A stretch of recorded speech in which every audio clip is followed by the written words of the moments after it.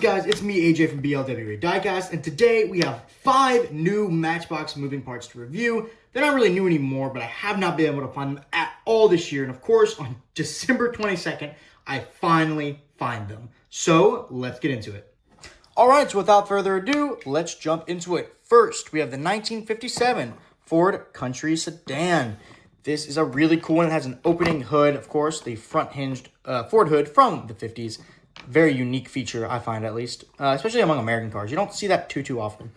I'm not actually sure if this was, was it marketed as the Country Sedan? Because, I mean, obviously it has 4 doors, but it's a station wagon, so would it be the Country Station? I don't know. Ford's naming for station wagons, I feel like, kind of changed throughout the years, so I'm not quite sure. If it has a more, like, official name, I'll put it up there, because, you know, Matchbox shortens it a lot sometimes. But this is a moving parts. I think this released earlier this year in maybe this color, maybe a different color. Again, not quite sure. I found all these at Target and have them all hidden, so it's, you know, a little bit of surprise what we're going to do next. But anyway, we got a lot to do today, so let's break into this 57 Ford. Uh-oh. Go ahead and get rid of this. Man, I really like the other packaging better. This is a cool packaging. It's good how it stacks and all that, but just, I just like the other, like, you know, mainline kind of packaging, because you can actually see all the decals on the car.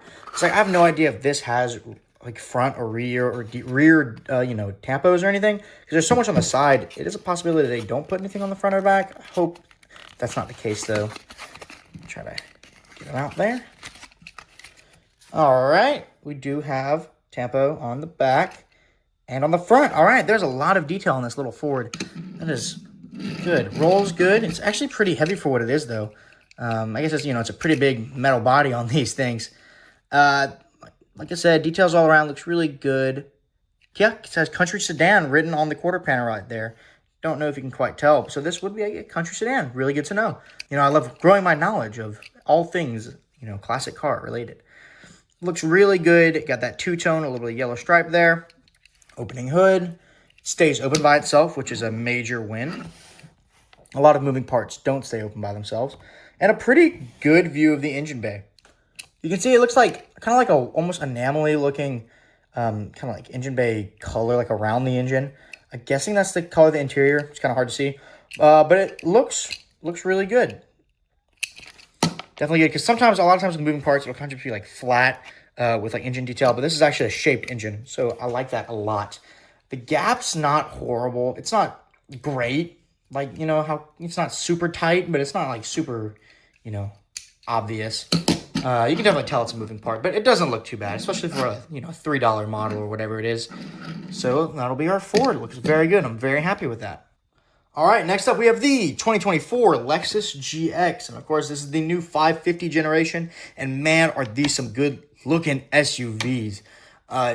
Just Toyotas, I guess I'll talk about it a little later, but they're just on a roll right now with their SUVs. But anyway, when this generation came out, I had never really cared about the GX at all, really. And these really got me into the GX, and I now drive a 460 GX. So let's go ahead and open it. This has opening doors, which I think is a kind of an odd choice for this model. I feel like an opening hood would be really nice, or even the lift gate in the back. I feel like doors is always weird, because on the SUVs, they never do the, well, on any of their moving parts doors, they never do the door, like, sill, I guess, or like the little door frame. And so it's really weird to have an opening door on an SUV with no frame. It makes sense on like coupes, because, you know, a lot of coupes, or, you know, even some hardtop sedans don't have door frames. But it just kind of looks funky on an SUV, because you wouldn't really see it like that. But this is just such a good looking vehicle. I had to get it. I love seeing these on the road. And this one is a really good replica. I think they did a pretty good job on the wheel choice. Rolls good, of course. Of course, this is definitely smaller than 1/64th scale, just because, you know, it's a, you can't, this would be a huge car if it wasn't, or if it was to 1/64th scale. GX 550 on the back, Lexus. Front, they did a really good job on the front, honestly. I was a little worried how the front was going to come out, but I think they really captured the detail of the grille and the headlights very well on this. Got your sunroof up here. And overall, yeah, man, this is just a mean-looking SUV. I really think they knocked it out of the park with this. You know, Toyota and Matchbox. On the inside of the doors, you do have a little bit of detail, nothing crazy. The door gaps are, they're not horrible, but they're not like, kind of like on the Ford. They're just, the gaps aren't great. And it is kind of hard to hide the door gaps, especially when it's like obvious that there's another door that doesn't open. If it's a coupe that has a moving part like this Mustang, I find that it's really not that bad, because you only have one door that opens anyway, so it's really not as noticeable as when, you know, opposed to this where there would be another door that opens and you can see that obviously doesn't. But again, that's just a slight complaint. I don't really care. These are toys. These are meant for children, and I just happen to be a collector of them. But yeah, very good job on this GX 550. Quick rant about that GX. The GX, historically, the numbers after the name have been the engine size. You had the first gen, which was the GX 470 with a 4.7 liter V8. And then you had the 460 with a 4.6 liter V8. And this is the GX 550, and it does not have a 5.5 liter V8, unfortunately. I believe it has a turbo 4-cylinder, and it is nowhere near 5.5 liters. So not really sure why they called it the 550. But anyway, that was my little rant. Continuing with the Toyota family of SUVs, we have the 2024 Toyota Sequoia TRD Pro. And this is in an amazing color too. You know, really cool just in general. I love the new Sequoias. They look so great. Shout out to Doug DeMuro and his camo fenders. But I wanted to talk about Toyota and their current SUVs. They're just knocking it out of the park, man, with the new, you know, this new Sequoia, the new Lexus GX, the new Land Cruiser. It looks good. I'm not going to, you know, obviously I would rather have a 4Runner, to be honest with you. I think they're just cooler, and I don't really care about the Land Cruiser name. But the new Land Cruiser is still a really cool vehicle, and same with the 4Runner. The new 4Runner and the 4Runner of past are just so good looking and such amazing vehicles. Toyota is really on a roll right now with their big SUVs. So I just wanted to, you know, give my little spill on that. But we'll go ahead and open this now. And this has an opening hood, which is great for this. Even though it doesn't have like a crazy engine, it's still, I just think opening hoods are really cool no matter what. Opening doors are all right. I definitely won't complain about opening doors as a feature, but I do think opening hoods is a cooler feature if I had to choose between the two. All right, and again, this is definitely not 1/64 scale, but these are about the same size, which I don't really know how these vehicles compare in real life. If I had to guess, the Sequoia is bigger, you know, as their kind of like flagship SUV. Very nice orangey color. I really like it. It's almost like a lightly burnt orange, I guess. I don't know. It's really cool. And you can even see the camo fenders. Got a roof rack on the top. Again, they did a really great job on the front end and headlight details. That's impressive. They are stepping up their games with the moving parts line in the last couple, like, you know, year or two. In my opinion, at least. Got off-road as the license plate and a good rear end. Sequoia written out right there.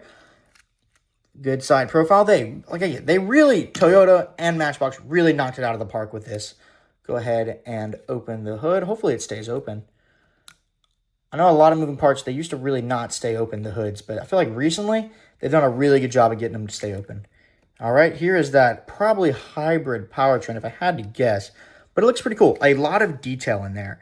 See, I don't even, like, if you're going to do an engine bay, you have to at least have some detail. And I guess, you know, we as collectors, we always complain about stuff no matter what. I love opening hoods, but sometimes you get an opening hood and it has no detail inside. I'm like, okay, what was really the point of the opening hood if it's just a gray block? For instance, I have this Ford Mustang right here, and you can't really see it because the hood doesn't open. But yeah, here you can see it. It's literally just red. It's like there's no detail at all. And it's like, come on, guys. Kind of just, anyway. A lot of opinions in this video. Sorry about that. Another great model from the Matchbox Moving Parts line. Now I'll move on to my final two, which the ones I'm kind of looking forward to the most to unboxing. Starting with the 1964 Porsche 911. I know this one's going to fly off the shelves. Anything Porsche usually does, a vintage 911 is going to fly off the shelves. There was actually two of these at the store, and I was honestly surprised there was two. They must have restocked like the minute before I got there or something. Because even the 356 model in the moving parts line, I was like, I have only found one of those in one color. Never seen it again anywhere. And I'm sure this is going to be like that. I'm sure this is going to be a hot casting. And you know what I just realized?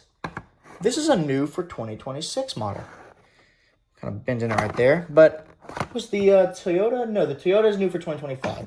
So cool. This is a 2026 release. I didn't even realize that. Of course, we got a opening rear engine cover on this one. That's going to be really cool. Go ahead and crack it open. One thing that is nice about these packages is you can keep them and use them for display or storage, I guess, if you really wanted to. I've kept all mine so far, but eventually I am just probably going to throw them away because they take up a lot of space. But they're nice, I guess, if you ever need to transport your models and want a safe way to carry them. This looks like a really good casting. Again, they're really knocking it out of the park with a lot of these new ones. Not that the old ones are bad. They're taking it to a whole new level, honestly. Good headlight details. Great grille details in the back there. This gap is a little noticeable, but it's not that bad. I don't really care that much. Great side profile. Got the filler cap right there. A nice blue color. I don't love this blue, but I think it's a good first choice for the first release of this. Go ahead and pop the engine, and yeah, there you go. It's very hard to see on camera, but there is definitely detail right there. I'm going to put a picture of it on the screen anyway, in case you can't see it. I like how flat it is. That's kind of cool. It's just like a flat piece of metal on the back there.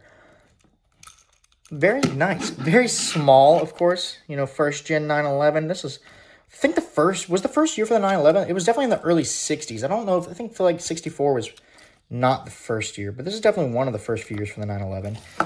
What an iconic car.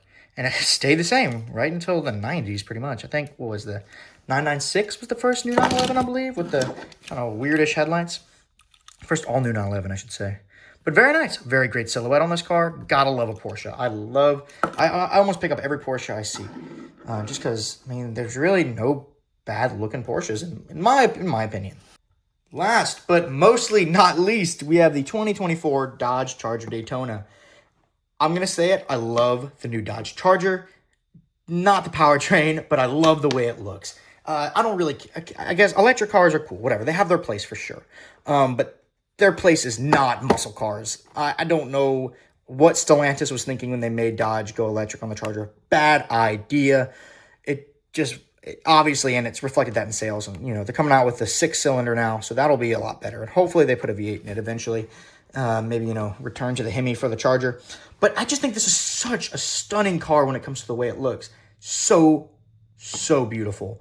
Or I don't know if beautiful is the right word, but it's just such a good-looking vehicle, especially in the right colors. I've seen, like, a white one, and it just didn't look that great. But, like, in certain colors, it looks very good. They did a real good job with the vintage kind of retro styling on the Charger, but also keeping it fresh. So let's go ahead and open this.